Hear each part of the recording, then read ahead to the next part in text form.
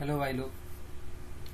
अब अगला प्रोग्राम है आपका, जैसे ग्रेटेस्ट का प्रोग्राम आपने बनाया उसी तरह से अगर आपको प्रोग्राम दिया जाए, write a program to print smallest number from an inputed array.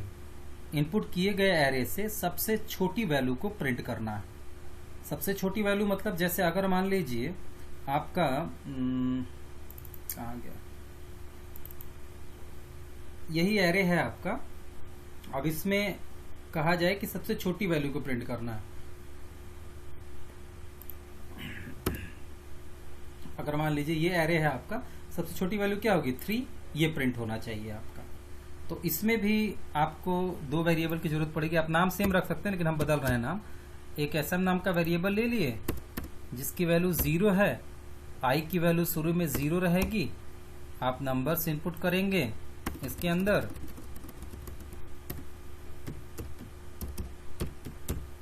Smallest number आपको चाहिए, खैर बाद में प्रिंट होगा ये।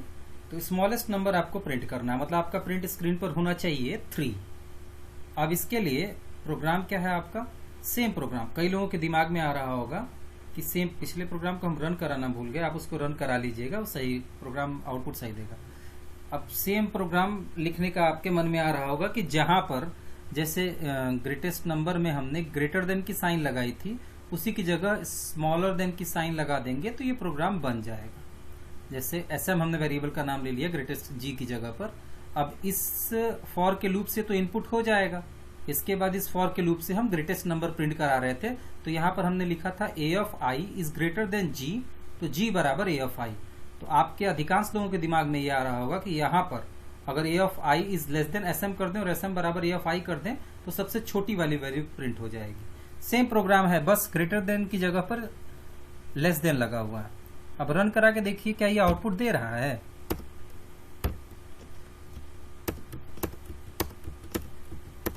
ये तो 0 दे रहा है, मतलब स्मॉलेस्ट नंबर को ये प्रिंट नहीं कर रहा है। क्यों ऐसा हो रहा है? क्योंकि एरे के अंदर जरूरी नहीं है कि 0 से छोटी वैल्यू हो ही, और आपने एसएम में तो 0 रखा है। इस समस्या से बचने के लिए आपको करना क्या होता है, एसएम के अंदर मतलब जो इसमें आप स्मॉलेस्ट वैल्यू रखना चाह रहे हैं उसके अंदर आप एक वैल्यू जो एरे में हो उसको रख लेंगे। मतलब मान लीजिए हमने ए ऑफ 0 को रख लिया, ए ऑफ 0 को रख लिया, तो ए ऑफ 0 एसएम में है। यहाँ आपको 1 से शुरू, 0 से वो शुरू करने की जरूरत नहीं है, 1 से शुरू कर सकते हैं। आप चाहें तो 0 से भी शुरू करें, कोई गड़बड़ी नहीं होगी इससे। अब इस प्रोग्राम को जरा रन करा के देखते हैं। एसएम बराबर ए ऑफ 0, एरे के अंदर इनपुट हो गया। यहां तक आपने कहा एसएम बराबर ए ऑफ 0, एसएम के अंदर ए ऑफ 0 की वैल्यू इनपुट करिए, तो ए ऑफ 0 में क्या है 10, वो आ जाएगा यहाँ पर। उसके बाद आगे क्या कहा आपने, आई बराबर 1, आई की वैल्यू 1 से शुरू कर रहे हैं। क्यों शुरू कर रहे हैं? क्योंकि 0 को तो रख ही लिया है हमने एसएम के अंदर, तो 1 से शुरू कर रहे हैं। फिर हमने चेक किया आई क्या साइज से छोटा है, तो आई साइज से छोटा है क्योंकि 1 है इस समय। तो नीचे जाएंगे, चेक करेंगे if A of I is less than SM, A of I के अंदर जो वैल्यू है क्या वो छोटी है एसएम से। ए ऑफ आई के अंदर वैल्यू क्या है, ए ऑफ 1 के अंदर वैल्यू क्या है 3, और एसएम में क्या है 10, छोटी है। अगर छोटी है तो क्या कर रहे हैं, एसएम बराबर ए ऑफ आई, एसएम के अंदर ए ऑफ आई की वैल्यू डाल दे रहे हैं। ए ऑफ आई मतलब ए ऑफ 1 की वैल्यू 3 हो जाएगी, 3 हो जाएगी इसके अंदर। फिर आप इसके यहां से ऊपर जाएंगे, आई प्लस प्लस, आई बराबर आई प्लस 1 करेंगे तो आई की वैल्यू क्या हो जाएगी 1 की जगह 2 हो जाएगी। फिर आप चेक करेंगे कंडीशन को, आई इज लेस देन साइज, आई के अंदर जो वैल्यू है क्या वो साइज से छोटी है, तो आई के अंदर जो वैल्यू है वो साइज से छोटी है क्योंकि साइज 5 है और आई आपका 2 है इस समय। फिर नीचे जाएंगे, चेक करेंगे if A of I, A of 2 is less than SM, A of 2 के अंदर जो वैल्यू है क्या वो एसएम से छोटी है। ए ऑफ 2 के अंदर जो वैल्यू है और एसएम में 3 है, तो एसएम से तो छोटी है नहीं ऑफ 2 की वैल्यू, मतलब कंडीशन गलत है आपकी।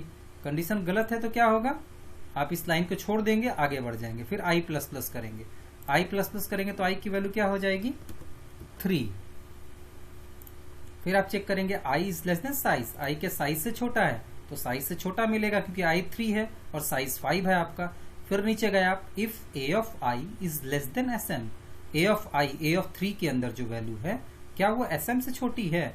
देखिए जरा, तो ए ऑफ 3 के अंदर जो वैल्यू है मतलब 1, क्या एसएम से छोटी है, क्या 3 से छोटी है, छोटी है। अगर छोटी है तो क्या कर रहे हैं आप, sm बराबर a ऑफ i, sm नाम का जो वेरिएबल है उसमें a ऑफ i की वैल्यू डाल दीजिए। a ऑफ i मतलब a ऑफ 3 की वैल्यू, a ऑफ 3 में क्या है 1, वो आ जाएगा इसके अंदर।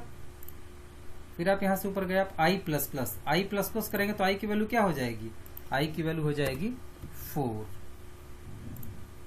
फिर आप यहाँ गए चेक करेंगे i is less than size, i के अंदर जो नंबर है क्या वो साइज से छोटा है, तो i के अंदर जो नंबर है वो साइज से छोटा है, मतलब 5 है वो, और i आपका क्या है i 4 है। तो फिर नीचे जाएंगे, if a of i is less then sm, a of 4 के अंदर जो नंबर है क्या वो sm नाम के वेरिएबल से छोटा है, तो a ऑफ 4 के अंदर जो वैल्यू है वो 11 है और sm के अंदर 1 है। sm से क्या छोटा है a ऑफ 4, नहीं छोटा है, क्योंकि a ऑफ 4 में 11 है और sm में 1 है, मतलब ये कंडीशन आपकी गलत हो गई।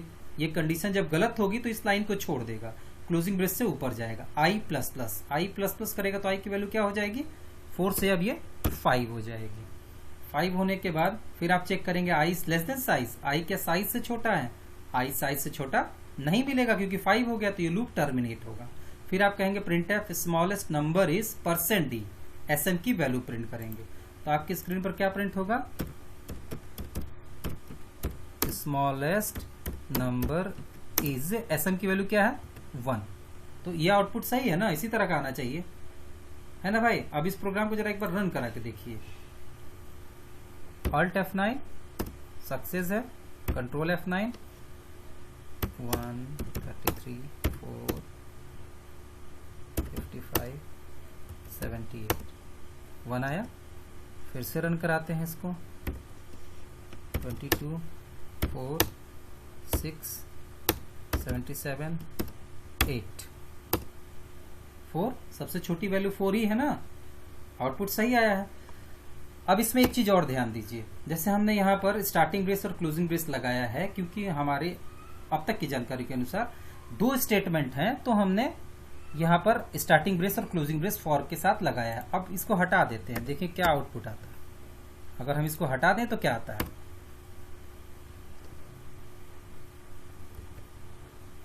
स्टार्टिंग ब्रेस और क्लोजिंग ब्रेस के कंसेप्ट को समझना जरूरी है। देखिए स्मॉलेस्ट नंबर इज 1, आउटपुट तो सही आया है। फिर से रन कराइए जरा इसको,